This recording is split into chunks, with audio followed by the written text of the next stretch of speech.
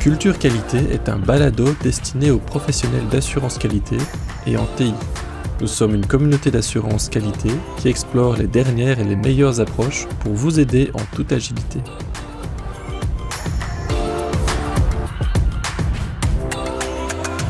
Bonjour à tous, je suis Michèle Quintal, lead de la pratique assurance qualité chez Alicia.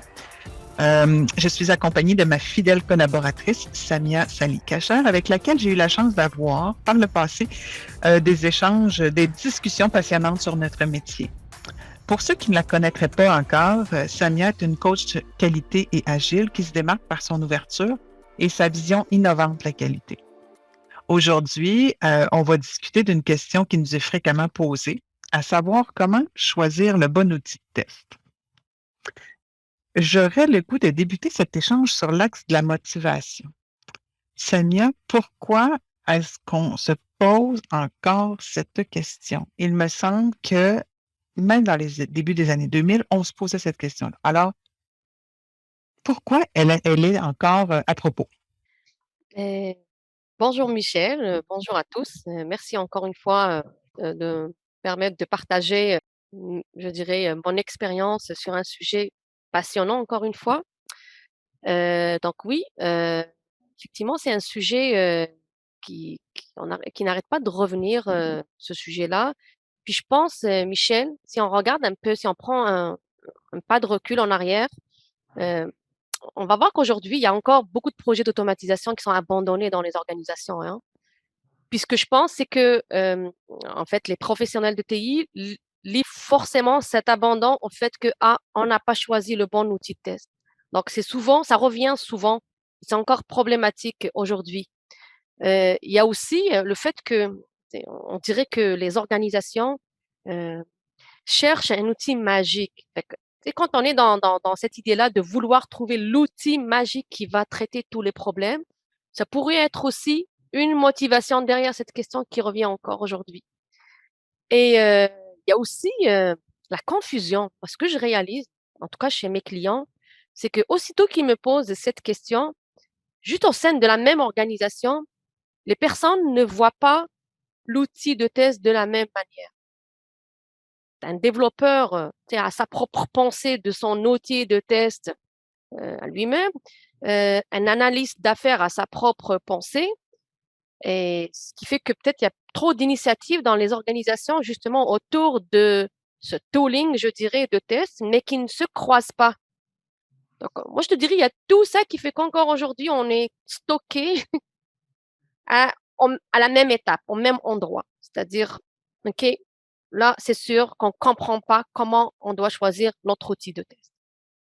Ouais, tu as bien raison. Écoute, tu me fais penser là, que ouais, il y a beaucoup de gens qui vont l'utiliser, puis trop souvent, j'ai vu que ceux qui s'occupaient de choisir avaient peut-être oublié d'aller consulter certains collaborateurs ou certains groupes qui sont visés par ça.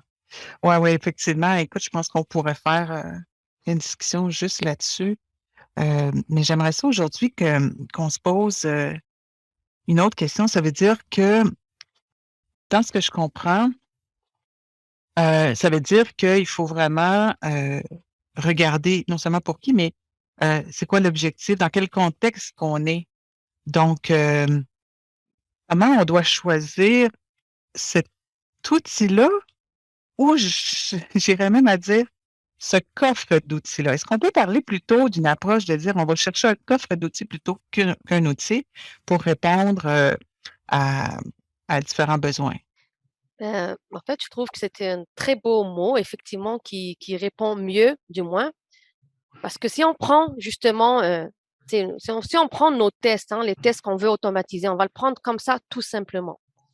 Alors c'est sûr, déjà, on veut dans notre tooling un outil qui va nous permettre de suivre ces tests, hein. Juste là, on parle d'un outil qui va nous permettre de faire la gestion des tests. Et le côté management de la chose et de statuer, d'avoir des reporting, du dashboard. Donc ça, Ouais. c'est comme un besoin parmi d'autres. On a aussi un outil qui doit nous permettre de traquer les anomalies. Moi, je mets ça aussi, hein. Quand je parle de test, je dois mettre ça aussi là-dedans. C'est-à-dire, mon outil ou mon coffre doit être accompagné de quelque chose qui va me permettre de traquer, suivre mes anomalies. On est dans un contexte souvent d'intégration continue et de déploiement continu. Donc, mon outil, il faudrait qu'il soit capable de s'intégrer avec le pipeline. Donc, là, tu vois, on ouvre, là. On sort un petit peu de juste du périmètre de test. Là aussi, quand je prends aussi le test, bon, il y a, OK, mon outil, est-ce qu'il doit, OK, le test unitaire, est-ce que ça, c'est géré avec mon outil de code de l'équipe? Oui, mais la question se pose. On l'a, c'est parfait. Donc, qu'est-ce qui nous manque? Est-ce qu'on a besoin d'un outil qui nous permet de faire des tests end-to-end, des tests d'intégration API? Et là encore, je fais attention, mon intégration, mais parce que ça peut être compris à plusieurs sauces. Il y a aussi tout le volet qu'on ne parle pas, hein, quand on prend un outil de test. Il ne faut pas oublier aussi que les tests de sécurité font partie aussi de notre métier. Donc, comment est-ce que notre outil coffre, c'est pour ça, là, tu vois, je pense que ton terme est très bon, Michel. Là. Le coffre d'outils, c'est ce qui correspond le mieux. Parce qu'il y a plusieurs axes à regarder, à venir greffer pour finalement avoir notre outil, notre coffre, qui nous permet d'avoir cette, vue d'ensemble et je dirais, cette automatisation cohérente pour répondre à tous les besoins de testing de mon projet. Donc là, j'ai parlé, c'est ça, fait que CI/CD, les tests de performance, hein, je ne l'ai pas évoqué. Ça aussi, souvent, quand on regarde notre outil de test, on dirait que ça, c'est comme quelqu'un d'autre va s'en occuper. Mais c'est tout ça, là, tu vois, je pense que c'est quand même, on voit là que c'est un petit peu plus gros Ben, de dire un outil. ouais, écoute, puis bon, je suis dans la sémantique, là, tu sais, là, je passe de outils à coffre d'outils, on parle de testing, je dirais même peut-être que c'est un coffre d'outils d'assurance qualité parce que, tu sais, je t'entends, là, tout le volet technique, là, des tests de performance, des tests unitaires, le CI/CD et tout ça. Bon, on t'en a parlé, dans ce fameux coffre-là, on va vouloir aller certainement avoir un volet management, un volet reporting, un volet anomalie, mais il ne faut pas oublier que peut-être que la maturité de notre client ou de notre utilisateur ou un groupe, un sous-groupe de cet écosystème-là fait du test manuel. Est-ce qu'il faut aussi penser à eux ou on les exclut carrément? Donc, ça, je pense que des fois, on oublie ce volet-là. Puis quand on parle de coffre d'outils, on est tout de suite dans le technique. On est dans le technique. Ce qui me vient en tête, c'est tu sais, la fameuse loupe de DevOps, là, où là-dedans, là, on voit plein de techno, là, parce que là, on a un cycle. Mais c'est pas tout le monde qui a cette maturité-là. Mais bon, on pourrait en débattre longtemps, là, mais Mais tu as raison. Moi, de ce que j'ai constaté, en tout cas, chez mes clients ou dans les initiatives d'aller choisir ce fameux outil-là de test, c'est comme si les gens oubliaient qu'ils étaient déjà dans un écosystème existant qui a déjà son propre tooling. On ne vient exact. pas de nowhere. On vient venir proposer quelque chose de complémentaire à cet écosystème-là. Et quand je parle d'écosystème, pour moi, là, autant technologique que humain. Il faut oublier que oui, on est QA, mais on arrive, il y a des développeurs qui font des bouts de test. Quels sont leurs outils? Est-ce qu'ils sont dans un environnement Java, .NET? C'est quoi leur techno? Il faut s'intéresser. Oui, les tests unitaires, ça ne concerne pas les QA, mais les tests unitaires, c'est aussi de la qualité pour de la qualité. Donc, c'est important de s'y pencher. Il y a aussi le volet, souvent, il y a des outils d'analyse statique de code qui s'agreffent. Et nous, autant que QA, on ne sait même pas que ça peut nous concerner. Hein. Entre autres, je fais référence à du Sonal Cloud ou Sonal Cube et toute cette panoplie. Il y a aussi simple, OK? On arrive dans des organisations où souvent il y a Jira qui est utilisé, par exemple, pour le suivi de backlog. Ou alors, tu as Azure DevOps. Mais on dirait que des fois, on oublie, fait qu'on ne vient même pas s'intéresser à voir comment est-ce que ce qu'on va venir proposer va s'intégrer à tout ça. La fameuse traçabilité, là. Tu parles de la fameuse traçabilité. Hein. Exactement. Donc, c'est pour ça que je parle, pour moi, quand je parle d'écosystème, il y a le technologique, mais l'écosystème humain reste aussi important, c'est-à-dire quels sont tous les joueurs dans cet écosystème qui jouent un rôle, aussi mineur soit-il, en lien avec la qualité. Donc, et c'est là où on en a déjà parlé, il faut partir du principe où l'assurance qualité est inclusive à tous les acteurs, en fait, qui bâtissent le produit ou maintenant, si on parle du mode projet, qui développe le projet. Donc, c'est un bon point. Fait que souvent, on arrive de nowhere, puis après, on arrive, oui, ça a été abandonné. Ben oui, parce que Si, je sais pas, je vais donner un exemple. Ben, si tu as pris du SpecFlow, tu voulais faire euh, tes tests fonctionnels avec Cucumber, fait que tu décides de prendre SpecFlow, mais que tu es dans un environnement, par exemple, Java, où là, le mieux, fait que tu as des plugins qui viennent avec Java, ben, c'est sûr, tu viens juste compliquer la vie.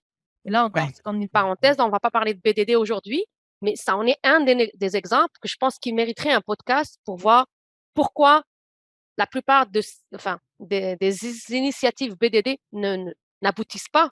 On pourra, en fait, Michel, je te fais un heads up, mais pour moi, c'est lié à cette approche d'exclusivité. Ouais, ouais, ouais. Écoute, je te suis tout à fait là, par rapport à ça.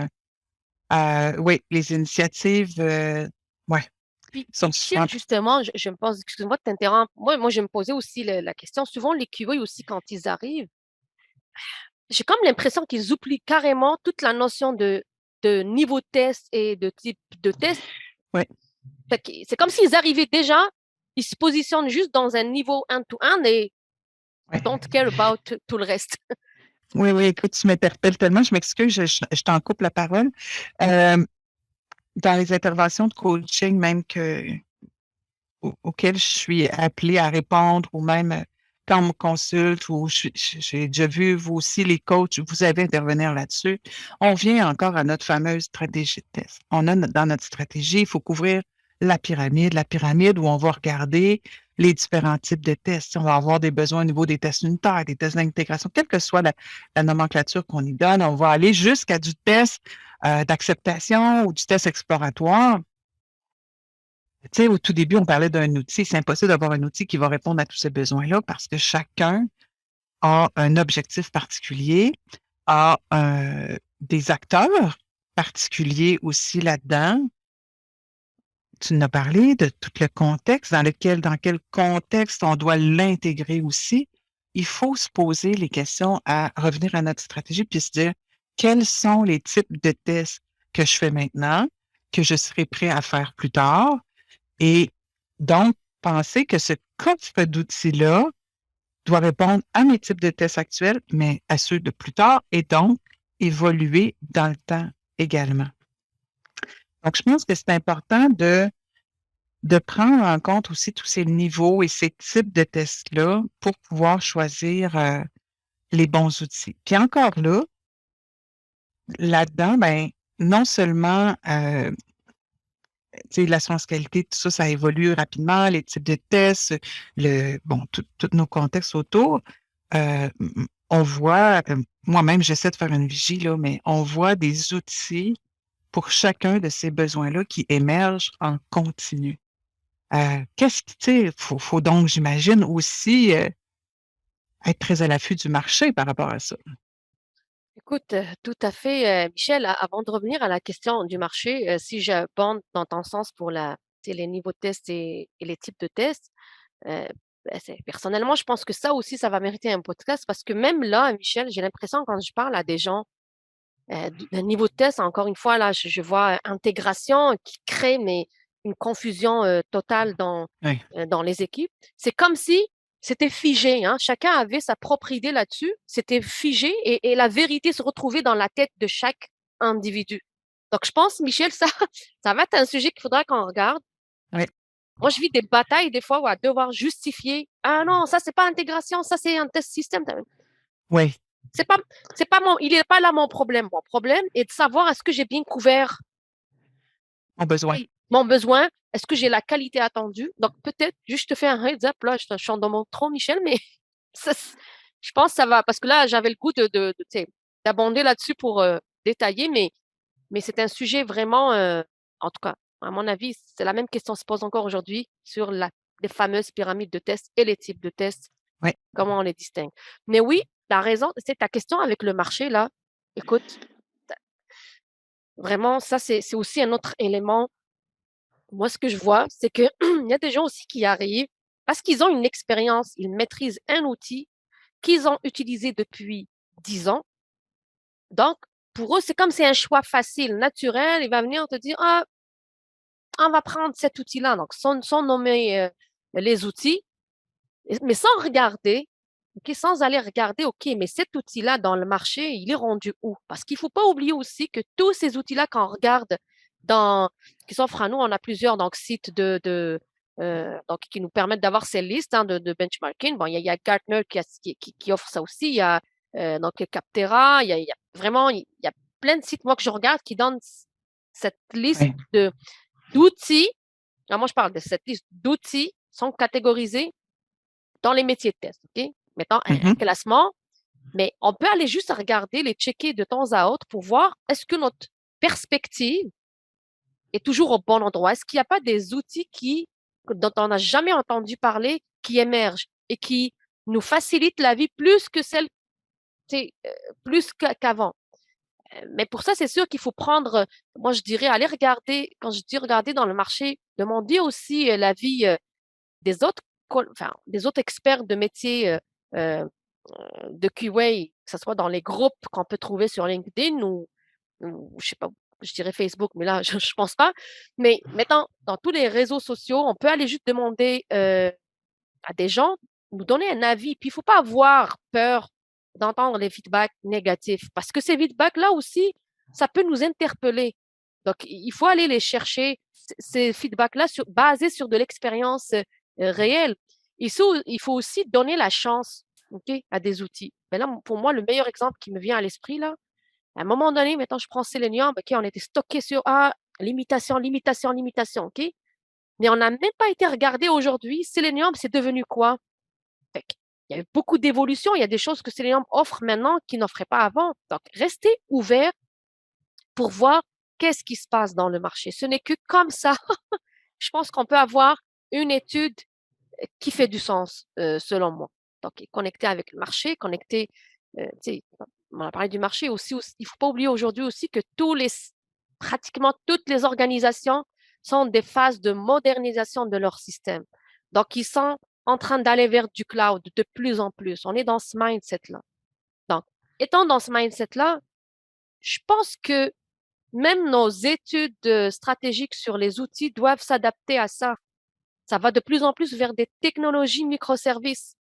C'est ça aussi, ça, ça n'a pas le choix d'émerger d'autres outils qui vont faire une partie, je dirais, mettons, de testing et donc de qualité. Donc, tout ça nous ramène donc de parler justement, Michel, parce que là, on parle du marché, mais moi, à mon tour, je me pose par contre la question, comment on intègre les besoins du client? Parce que aussi, c'est un piège. Hein. C'est-à-dire, quand je te parle du marché, moi, ce que je dis ici, je dis pas qu'allez, concentrez-vous juste sur le marché, puis that's it, ça va être ça le choix de votre outil. Mais derrière, il y a un client. Vous allez, vous êtes là pour servir un client, tu vois, mais je sais pas, Exact. Michel, toi, comment tu verrais justement ce volet client? C'est malheureux à dire, mais puis tu sais, tu as parlé tout à l'heure là, d'un élément où souvent le choix de l'outil est fait par rapport à une zone de confort. Moi, j'ai toujours utilisé tel outil, je sais comment ça marche, je sais comment le mettre en place, ça va être facile pour moi. Donc, la personne qui prend ce choix-là ou qui influence ce choix-là va y aller vraiment par j'ai une zone de confort, veut peut-être pas aller se poser toutes les questions puis aller regarder là, tout ce dont on a discuté par avant. Peut-être. Euh, peut-être parce qu'on lui a mis un deadline. Peut-être. Peut-être qu'on lui a mis aussi un budget. On n'en parle pas assez souvent, là, mais ça aussi, moi, je te lance la page. Je pense qu'on pourrait faire un podcast sur les outils open source versus ceux qui coûtent des sous. Euh, mais quel que soit ce genre de critères-là, pour pouvoir donner le meilleur conseil à notre client et son contexte client, je pense que c'est important d'avoir une approche où on va aller chercher vraiment pour qui je fais ça, pour qui je vais, quel est le contexte de ce projet-là et de ce client-là. Nous, en consultation, souvent, on va le faire pour un client ou on va lui remettre par après. Est-ce que le choix du coffre d'outils pour lequel je peux influencer, j'ai eu une carte blanche de mon client? Est-ce que le client avait déjà des outils et donc je dois voir comment je vais les intégrer ou ajouter des choses? Comment je peux faire pour rassembler tous ces critères-là, des critères qui pourraient être aussi, ben, il va falloir que des gens de ce client-là, des spécialistes de ce client-là doivent se former ou le prendre par après? Est-ce que j'ai un témoin à passer à un autre spécialiste? Donc, je pense que c'est important de regarder comment on va faire pour arriver quels sont les critères que je vais devoir considérer, là? Tu sais, on a parlé de technologie, on a parlé de contexte, on a parlé de plein d'affaires. Mais comment Mais je pense que c'est ça, fait que c'est un bon point. Fait que ce que tu ramènes, Michel, ici, c'est l'importance finalement de structurer sa démarche. C'est-à-dire de se baser aussi sur des éléments tangibles et factuels, inclusifs, comme on l'a dit. Donc, OK, une fois qu'on aura regardé euh, l'écosystème dans lequel on a compris les besoins de notre client. Donc là, ce que je pense qui est pertinent à faire, c'est d'établir carrément une grille justement de tous les critères. Donc, ensemble, donc ces critères, fait qu'on peut imaginer, par exemple, oui, il y a un outil, fait que il y a la catégorie d'outils de gestion de test que notre client n'a pas, donc il faudrait compléter. Donc, on va dresser une liste de critères. Par exemple, notre client, ben, il veut pas, enfin, les critères que j'imagine là, le client nous dit, moi, je veux pas me soucier de l'installation. Donc, s'il vous plaît, je veux rien à faire là-dedans. Donc, il veut pas aussi devoir maintenir l'outil. Donc, c'est des paramètres qu'il faudra intégrer. Donc, on peut intégrer le budget. Donc, le budget, ben, voici tant. Après, là, il y a plusieurs formules. Après, on peut imaginer aussi que le client dit, ben, écoutez, pour la catégorie gestion d'anomalies, ben, j'ai Jira, mais je pense que mon workflow, hein, tu vois, n'est pas on celui qui est adapté. Donc là, tu vois, fait, OK, il y a l'outil, mais donc dans les critères, ça va être plutôt de mettre, OK, quels sont qu'est-ce que le client, ouais, il y a un processus de triage, hein. Fait qu'on peut imaginer plein de critères. Et puis pareil pour l'automatisation aussi, fait qu'on peut imaginer que le client va dire, ben, écoutez, pour les tests unitaires, moi je pense que c'est couvert, les devs ont, et c'est maîtrisé, il y a JUnit, on est capable de regarder ça dans SonarCube et tout. Fait que moi, vraiment, mon défi, il est au niveau end-to-end, par exemple. On va dire, OK aussi pour l'API, généralement, les équipes se débrouillent avec des outils qu'on entend beaucoup parler, Postman, par exemple. OK, mais là, il va nous dire, OK, mais le end-to-end au niveau processus, ben là, c'est important que notre étude soit ciblée, orientée là-dessus. Donc, il y a des critères à établir, mais après, je pense, Michel, non seulement il faut établir des critères, mais il y a quand même une démarche. On va appeler ça comme une matrice de décision parce qu'au final, ça va nous servir ensemble avec le client pour prendre la bonne décision. Et là-dessus, donc, on l'a répété, mais je pense que c'est important de le répéter encore une fois, de dire l'inclusion. C'est-à-dire, quand on fait cette étude, ces critères-là qu'on recense, il faut identifier tous les personas clés qui vont nous aider après, qui seront appelés à prendre la décision au final. Donc, je pense à celui qui détient le budget, on en a parlé. On a parlé aussi, il y a le management, les gestionnaires qui veulent suivre des KPI. Donc, il faudra l'impliquer pour prendre en compte leurs critères. Il y a aussi les personnes qui vont utiliser les outils. Quelles sont ces personnes? Alors souvent, oui, on va dire, il y a des organisations qui ont des QA analystes qui connaissent le métier. Il y a des organisations, je pense aux grosses industries, je pense entre autres au secteur d'assurance, bancaire, manufacturier, où ils n'ont pas forcément cette expertise. Donc, ils vont intégrer dans leurs critères la simplicité. C'est important. Puis de considérer aussi le volet training derrière. Donc aussi, s'il y a un département de DevOps, parce que ça émerge de plus en plus, il faudrait les impliquer pour prendre leurs critères, parce qu'ils connaissent l'écosystème de l'organisation, je parle donc technologique. Il y a aussi, donc, c'est important de prendre en considération l'ensemble des fonctionnalités euh, pertinentes pour chaque catégorie d'outils, mais par contre, de les pondérer, parce que pour le client, ces critères-là, ça peut avoir une pondération différente. Un client va nous dire, moi, je veux moi, mon département de sécurité veut pas que j'aille dans le cloud, donc je veux du on-premise. Tu vois, donc c'est différent d'un client qui va nous dire non, non, moi, mais il faut que ça soit du cloud. Donc, dans notre étude, donc, ce qu'on peut comprendre, c'est que c'est une pondération qui va être très, très importante pour ce critère. Et après, c'est important aussi de faire comme une fois on a établi donc les critères, on les a pondérés, ben, on va tout simplement faire un exercice mathématique de calcul pour voir dans toute notre liste d'outils là, qu'on aura benchmarké, de voir c'est lesquels qui répondent le mieux selon ce que les mathématiques nous donnent, c'est-à-dire le résultat mathématique. Mais attention, Michel, encore une fois, hein, c'est jamais simple, c'est pas fini. Il faudra aussi compléter avec une analyse. Et là, on a vécu une expérience, Michel, je ne sais pas si tu t'en rappelles, alors je pense qu'il y a quand même... Ok, si. Oui, oui, quand même. Outre le classement mathématique, il y avait un critère très, très, très important de la part du client que lui disait, à moi, le moins d'outils que j'ai, Oui. le mieux c'est. Donc, cherchez-moi, franchement, le moins d'outils, c'est-à-dire, il était, même si vous pouvez trouver un outil, c'était difficile, un outil qui peut faire la job, un MVP. Tu te rappelles, il nous avait comme dressé un MVP. Donc, les mathématiques, à ce moment-là, ne suffisent plus. Parce que oui, qu'on voit, après, il faut comme faire une analyse complémentaire pour aller regarder l'outil qui a le plus important les plus importantes fonctionnalités des critères du client. Donc, là, tu vois, là, c'est comme on factualise la démarche, mais elle reste qu'elle doit être accompagnée de beaucoup d'analyses. Ben, écoute, c'est sûr que, en toute transparence, là, je veux dire, nous, ça fait déjà quand même un bon moment qu'on utilise ce genre d'outils-là, des matrices, pour factualiser, comme tu dis, parce que cette démarche-là, parce qu'on se fait souvent poser la question, puis la réponse facile, c'est toujours ça dépend. Ça dépend de tout ce qu'on a parlé aujourd'hui, mais ça dépend aussi du résultat. Puis quand on a le résultat, ben, ce qui est intéressant, c'est que ça va nous amener à discuter avec notre client de voici les top 3, les top 5 qui sortent par rapport à tes critères, à ton contexte, à tes besoins, à tout ce que tu as énoncé. Maintenant qu'on a ça sur la table, on a les faits et non pas des émotions ou des anecdotes. On a des faits qui disent ça répond à tant de à ce que tu as besoin, ça à tant, ça à tant. Voici les pour et les contre de chacun de ceux-là.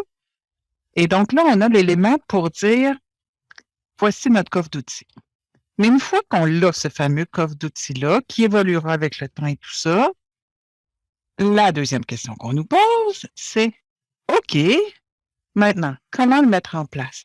Donc, c'est sûr qu'il y a encore là certainement des facteurs de succès de déploiement d'un coffre d'outils qui sont des grands classiques, les plus grands facteurs de succès. C'est lesquels que tu proposes, Sonia? Alors, donc c'est sûr, Michel, les facteurs de succès, hein, il y en a plusieurs, hein, mais je vais essayer vraiment de focaliser mes réponses sur les plus importants à mon goût. Donc, une fois que la décision a été prise, alors, ce qui est important, c'est de ne pas partir en furée, hein, c'est le terme, Oui, tout à et fait. l'implémenter partout, tout de suite, dans toutes les équipes. Attention, en fait, on va partir, il faut imaginer, il faut se mettre dans la peau, je dirais, des utilisateurs qu'on a, de nos utilisateurs, et se dire, attention, ils ont déjà un contexte, ils ont déjà une vie, dans le sens où ils travaillent déjà à développer des affaires. Donc, comment j'intègre maintenant ce déploiement dans une démarche cohérente avec le développement? Ça peut être, on va dire qu'ils sont en Scrum, ces équipes-là. On va aller prendre le plus standard aujourd'hui. De se dire, je commence par faire une POC. OK, une fois que j'aurai décidé, il faut quand même que je prouve que cet outil-là va répondre à mon besoin. Ça veut dire quoi? Je prends soit une version trial, alors ça dépend là, de comment on fait avec les fournisseurs, mais c'est important de le tester, de valider concrètement, avec des résultats concrets, sur un petit bout de scénario qu'on peut choisir, mais idéalement qui va traverser tout l'écosystème, par exemple, pour prouver le concept. Une fois que c'est fait, hein, il n'y en a pas confondre avec pilote. Là, on a prouvé notre concept, ça fait l'affaire. Là, on va y aller avec, OK, maintenant, pour le déployer, je dirais à l'échelle, c'est important de commencer par une équipe. Et là, qu'est-ce que ça veut dire? Parce qu'il faut penser pendant qu'on déploie notre outil, il va falloir former les gens. C'est donc à les former, penser à préparer les recettes, les fondations, je dirais, de notre coffre d'outils. Mais tout ça, c'est pour ça que j'appelle pilote, comme se prendre un 5 sprints pour bâtir tout ça. Donc, les recettes, la documentation, les formations. Puis après, mais dans toute cette démarche-là, je te parlais de la POC et du pilote, pour moi, dans ma tête, ben, je suis inclusif, hein, c'est-à-dire, je communique avec les gens qui attendent après. Je communique, c'est-à-dire, je donne les résultats. Qu'est-ce qu'on a obtenu? Voici, je fais des démos. Hein, c'est-à-dire, c'est pas parce que je suis focus sur une équipe pour faire le pilote que je n'implique pas les autres. Il faut que je reste inclusif dans cette démarche. Et même dans le plan de déploiement, je vais aussi rester inclusif, c'est-à-dire le choix de l'équipe. C'est quelle équipe qu'on choisit? C'est laquelle qui a le moins de contraintes aujourd'hui, par exemple? Ou est-ce que vous voulez aller par les risques?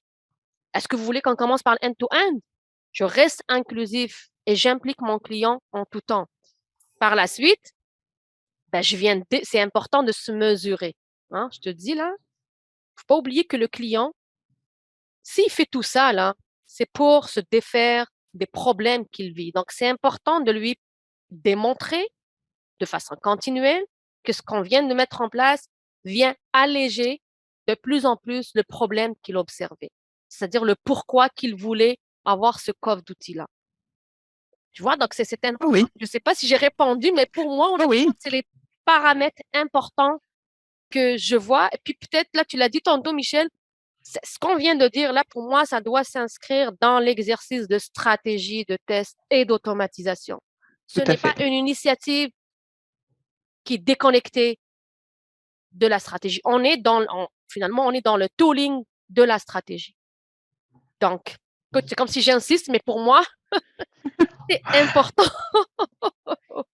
Écoute, je pense que je prendrais ces dernières paroles pour nous diriger pour conclure cette discussion-là, en fait. Donc, c'est ça. C'est pas un exercice qui doit être pris à la légère. Euh, c'est sur plusieurs axes de réflexion. Il faut que ça soit aligné avec notre stratégie de test, notre stratégie d'automatisation. Donc, toujours dans la même idée que ça va évoluer. Donc, ça doit être répondre aux besoins, mais être quand même évolutif, flexible. Donc, tout ça, ça doit être dans une belle symbiose. Puis, on en avait parlé là, dans notre podcast sur la stratégie de test. Keep it simple. Donc, gardons en tête nos besoins, prenons une démarche factuelle.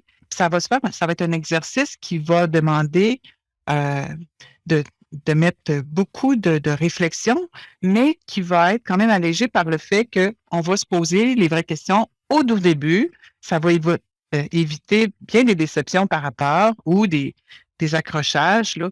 Donc, je pense que en prenant une approche qui est aussi pragmatique que ça, qui est évolutive, ben, ça vous permettra à vous de créer votre coffre d'outils, celui qui répond à vos besoins, pas ceux de Pierre-Jean-Jacques. Là. Donc, ben, en tout cas, bref, encore une fois, merci pour ce bel échange, Samia. Merci à vous, nos auditeurs, d'avoir pris le temps d'écouter ce podcast. N'hésitez surtout pas à nous suggérer des sujets que vous aimeriez qu'on aborde. Vous voyez, Samia en avait plein en tête à me proposer. J'en ai plein en tête. Mais vous, de quoi vous voulez qu'on parle? Et sur ce, ben, je vous dis à bientôt. À bientôt. Merci, Michel.